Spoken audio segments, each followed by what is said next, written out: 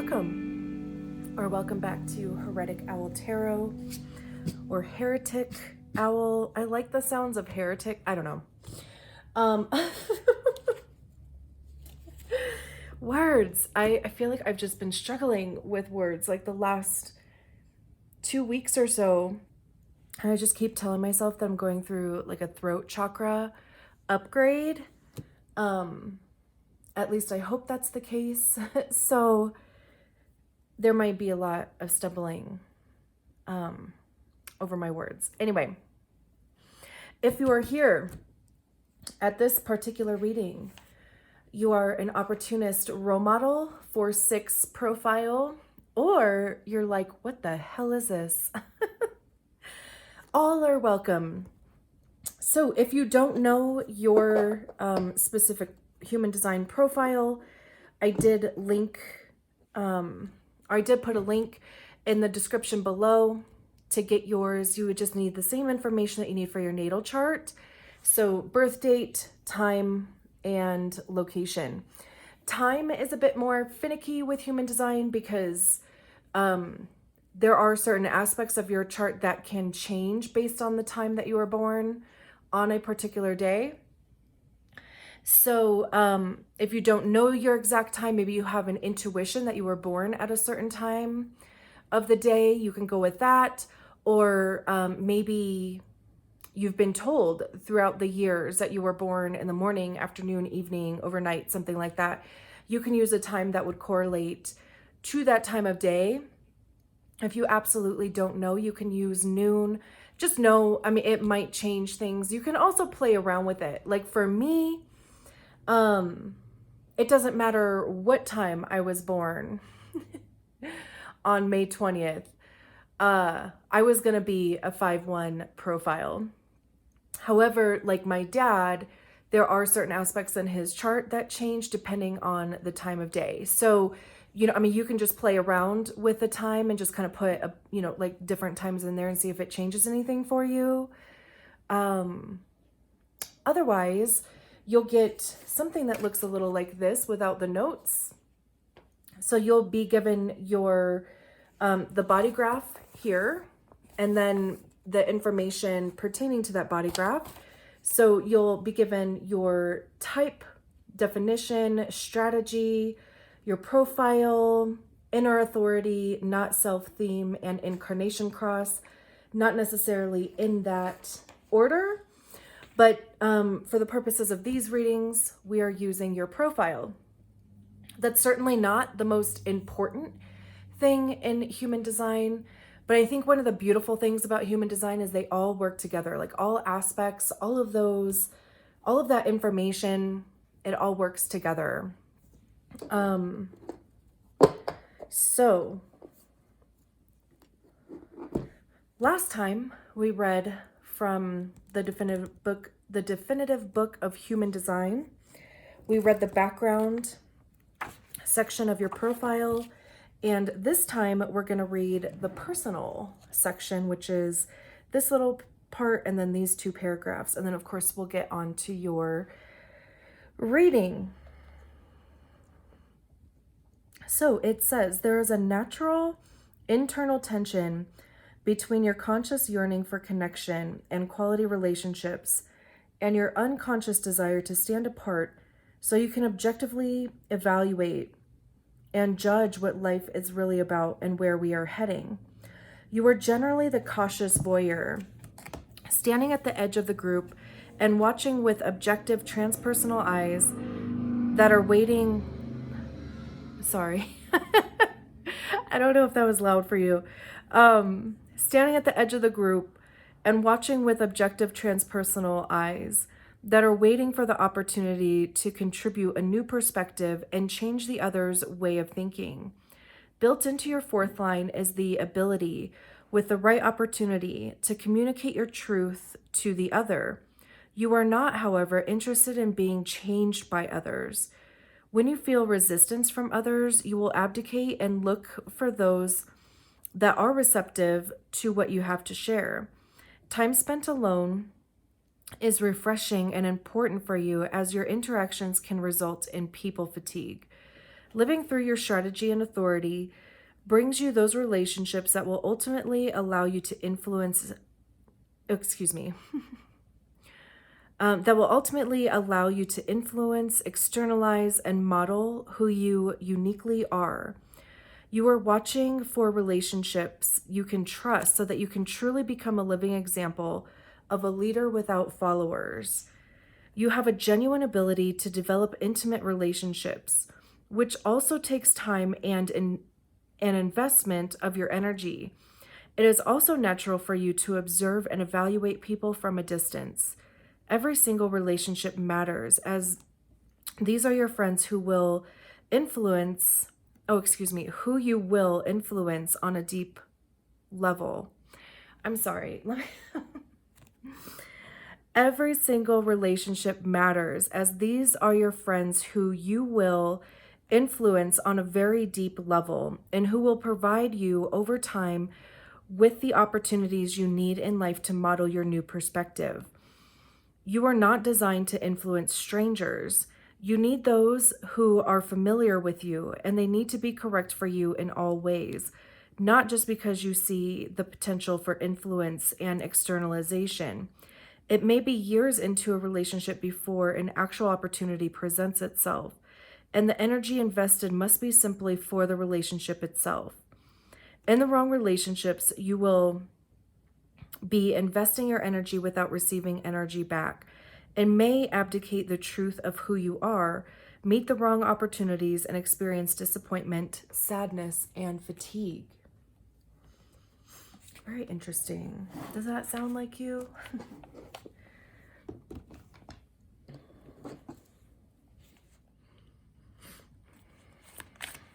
Very interesting.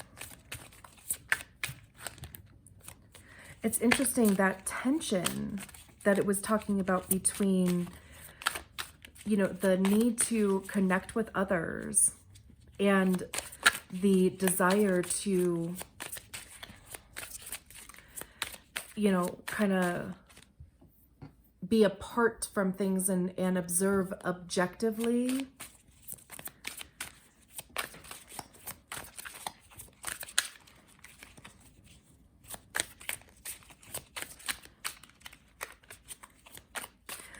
We're gonna do a 6-card spread here, just 2 rows of 3 cards.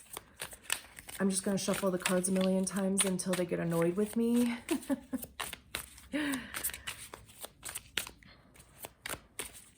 And I'm also thinking, I'm sitting here, just kind of letting that information, honestly kind of sink in. For some reason, I feel like it was like sitting on top of my head, just like waiting to be absorbed.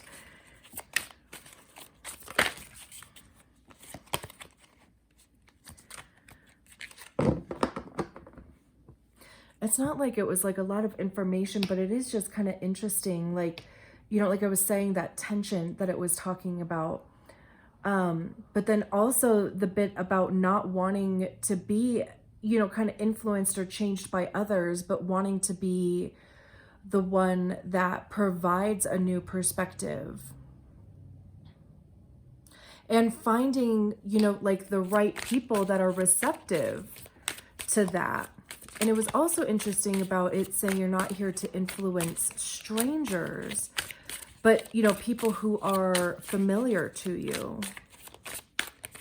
So, that 4th line has that ability to make those connections and, build that community, build the network. And, like it was saying, like share your truth in order to kind of change the perspective of another. We're getting there.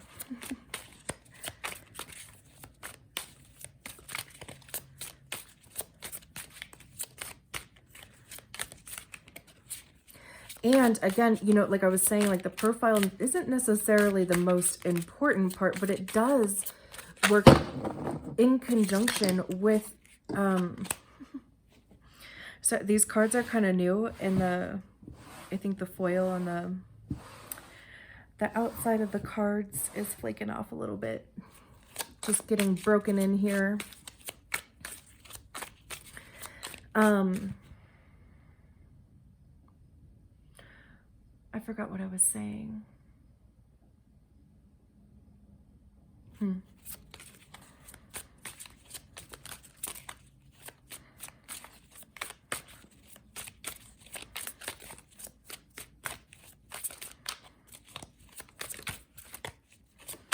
All right.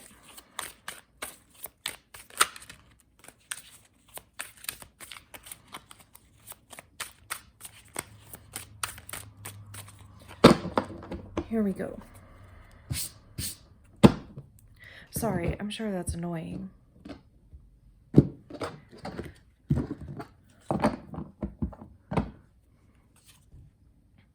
We have the King of Wands, speaking about living uniquely as yourself. The Three of Swords, that came out at the beginning.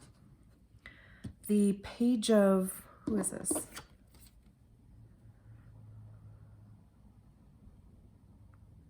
The Page of Cups. Ace of Pentacles.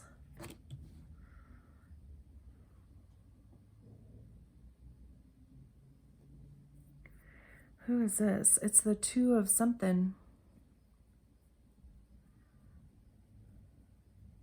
Oh, Two of Wands. Okay. The Eight of Wands. And the Knight of Wands. And then we... Holy crap, we have the Queen of Wands at the bottom of the deck. This is very cool.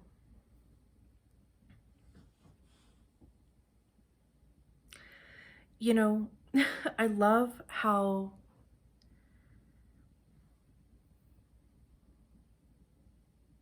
and this is like, you know, it's kind of happened in a few readings, but I love how, like, you know, the tone is kind of a lot of the same throughout. Granted, the majority of what's out here are wands. So, you know, I mean, it's coming from the same suit, but I just, you know, like, I think that just kind of goes to show like how much it goes together. And then we kind of have this little purple Ace of Pentacles over here that is just kind of standing out on its own, you know, and this kind of gloomy Three of Swords here. Very interesting. And I, you know, I grabbed the book. I love reading from books anyway, like, you know, the guidebooks that come with tarot cards, because it just, you know, it broadens my understanding of cards. And I love kind of reading how other people interpret each one of the cards also. And I'm going to read like these first two cards here. We have the King of Wands and the Ace of Pentacles. And I love how even in the book, they are right next to each other. So the King of Wands says, the king stag rests in a meadow, his wand growing green with life and his crown ablaze with light. The King of Wands represents pure fire energy. Unlike other wand cards, the king doesn't pursue specific aspirations, but rather seeks to change the world to match his vision. He excels at leading others to do the work for him through encouragement and influence. This card indicates that you are passionate and goal-oriented and that you possess a long-term purpose. He warns against arrogance or aggression in the pursuit of your goals. Consider the ideas of others and accept help when you are in need of it. And then the Ace of Pentacles says, a field mouse in her sumptuous garden grasps a golden coin. Look forward to an abundant influx of prosperity. Look forward to an abundant influx of positivity when this card appears. A bounty of wealth, inspiration, or prosperity is in the near future. This ace speaks of an upcoming change for the better, which is likely related to your existing goals. The incoming windfall will be the result of your hard work and commitment. It may be time to invest even more energy into your current area of focus, as the following changes will bring new breath and prosperity to your life. Reflect on the garden in this card. There is definite cultivation, but the lushness has come organically.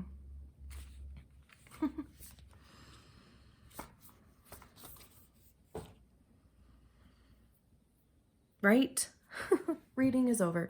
No. I mean, I feel like this is literally like almost kind of what we just read. Because, you know, this king talking about changing, I already forgot how it worded it. Doesn't pursue, but rather seeks to change the world to match his vision. Right? Like that's what it was saying. With it, like you don't want to be influenced or changed by others, but you do want to change others' perspectives and others, you know, kind of visions of the world, right? And then, you know, it seems like this Ace of Pentacles is that there would be an opportunity to do that in some capacity. And, you know, like an abundant one. I mean, you know, the Pentacles talk about money, prosperity, abundance. Like how do we make our money? How do we spend it? How do we save it? It talks about our energy also. Like how are we spending and saving our energy?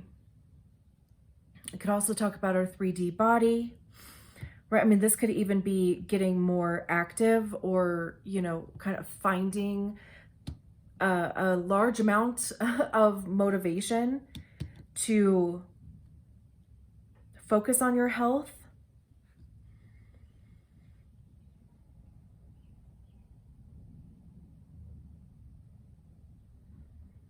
I love that.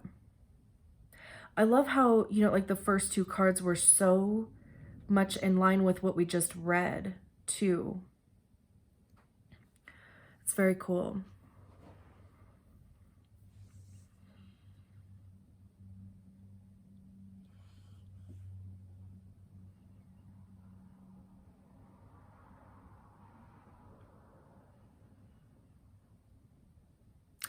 And even, you know, I believe that it might have even been mentioning that there may be a change coming that is in line with where you've been focusing your energy on also. So, you know, I mean, because I'm just looking at this mouse that's offering this pentacle, right? So, I mean, there could be somebody else involved in the situation, which would make sense with that fourth line, right? And the fourth line opportunist is, you know, like opportunities from within your network or your community, your friend group, family, right? And maybe there's something that is going to be offered to you.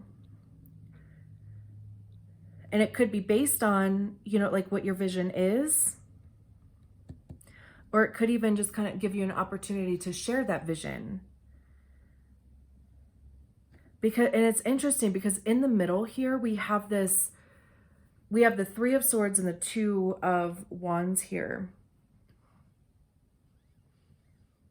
This feels like there's been, you know, like either just feeling stuck or stagnant or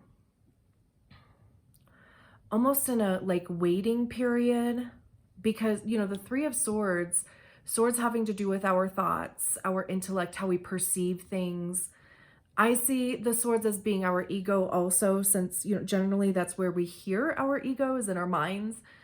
And, you know, like it's developed by our perceptions and all of that. And, you know, the Three of Swords is generally depicted as three swords going into a heart here. I don't know if this is like poison ivy. There's a frog there. It's clearly raining. I mean, you know, like just kind of having this melancholy kind of feel to it. But it's, you know, how we think about disappointment or rejection or heartbreak.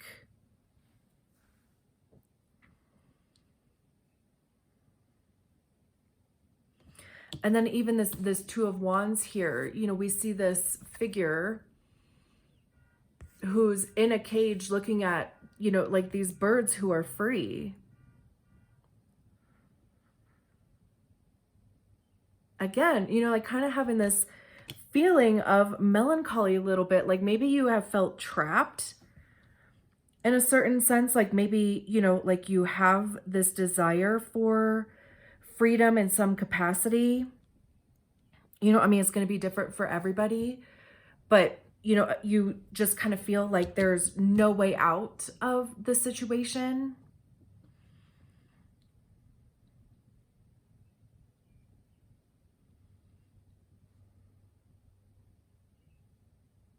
It could even be, you know, like just kind of,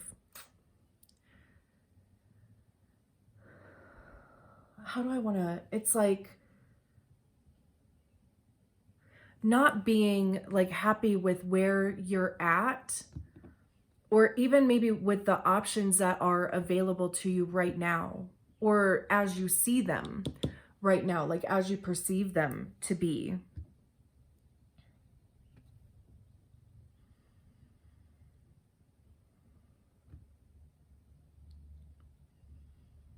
And it's interesting that these two cards are in the middle, because on this side, there's, you know, like this opportunity to kind of share your vision and, you know, like change the vision of others to meet yours, I think is kind of how the book put it a little bit.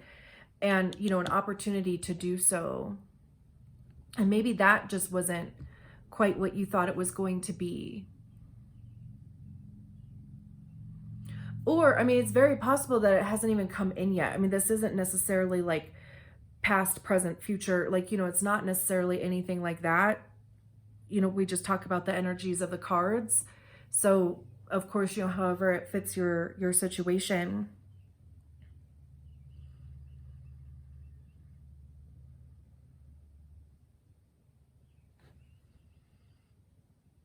And then we have the Page of Cups here. And the Page of Cups is very kind of childlike. There's an inner child aspect to this. So maybe there's something going on with your inner child that maybe needs some attention.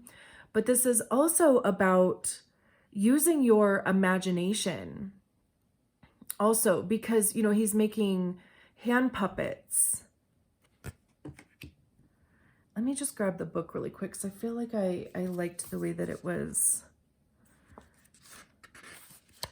A youth entertains a group of foxes with dazzling shadow puppets. The Page of Cups is the most childlike of the pages. This card encourages emotion and creativity to bloom. It encourages you to embrace life. Take full advantage of the little things and see the world through fresh eyes. Embrace and nurture your feelings in order to set free your inner child.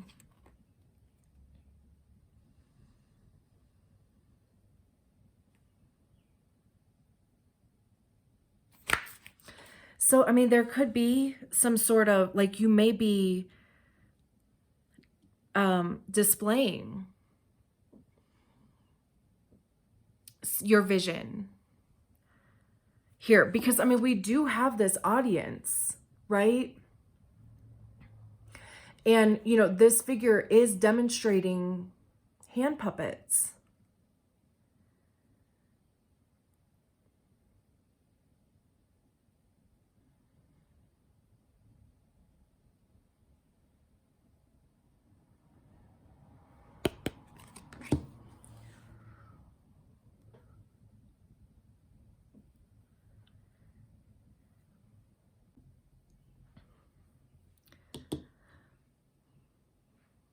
I cannot like stop staring at this card for some reason. Oh my gosh. There's something about, you know, showing how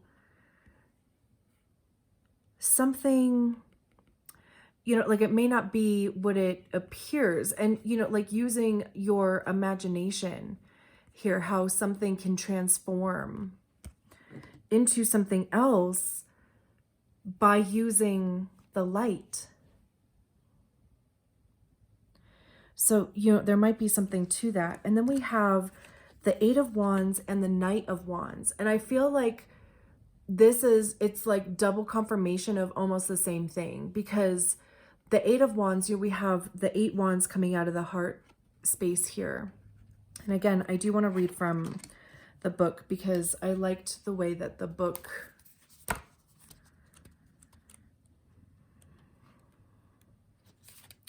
it says 8 green-leafed wands emerge from the heart of a peregrine falcon. I might have pronounced that wrong. The 8 of Wands signifies freedom and space. You are unburdened by previous challenges and are full of energy for your activities. This card is all about speed. You can expect to be very busy and efficient, and this will be a pleasant feeling as you are enthusiastic and making progress towards your goals. And then the Knight of Wands says, a woman in armor sits atop a white bear holding a flaming wand. The Knight of Wands indicates a full-on pursuit of an idea with commitment and energy. The Knight heralds growing confidence and a new ability to take on challenges head-on. Act first, think later, declares that the Knight of Wands. This impulsiveness could potentially have adverse effects, and as such, we would be wise to take both inspiration and warning from this card. We must check ourselves to make sure that this passionate pursuit is one born of love, and make sure that we are aware of the effects we will have on others. So, checking in with that strategy and authority, right? Like, see how it feels for you. See if it's the right time to go for it. See if it is in alignment, right? And, I mean, there's so many great videos and blogs for each strategy and authority. So definitely check that out. But like I said, it's almost kind of like double confirming the same thing. Like, this talks about going for it, right? Like being busy from that heart space. You have the energy to do it. You have the will to do it, right? And the Knight of Wands is just going to full speed ahead, right? Like, their vision is focused on the future.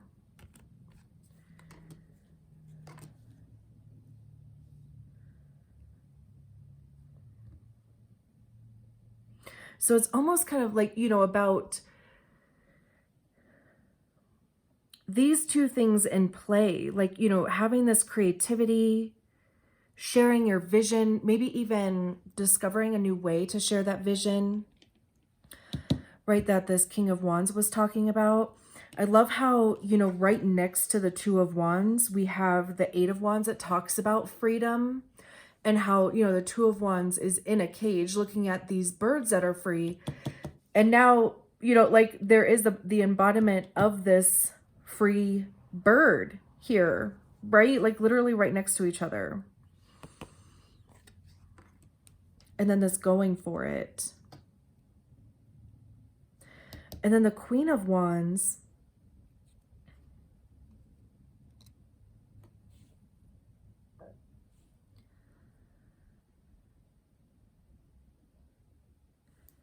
I love how, there's all of these plants around her, abundance, right? Harvest. Again, like having this like laser focus coming out of this lion that she's sitting on top of.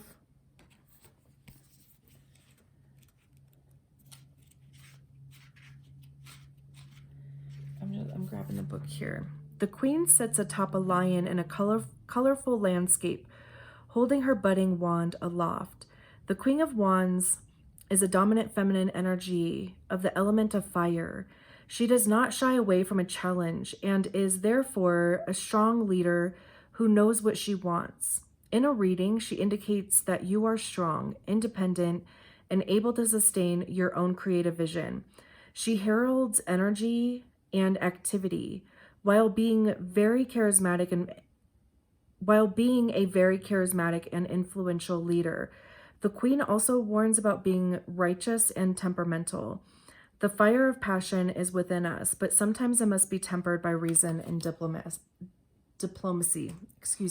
Words. So again, I feel like this whole thing is just like, almost like kind of confirming itself.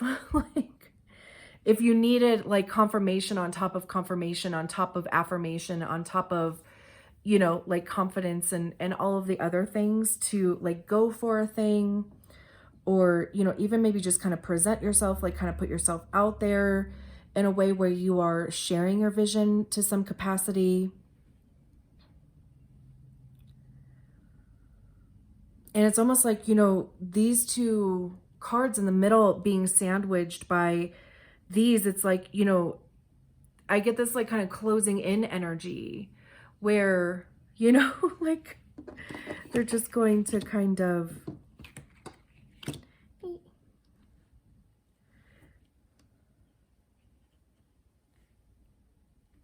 be like that, you know, where you're no longer feeling this disappointment, feeling trapped, you know, in a cage. There's this freedom here. Very beautiful. I'm going to leave it there. Thank you so much for being here. I will talk to you soon. Bye.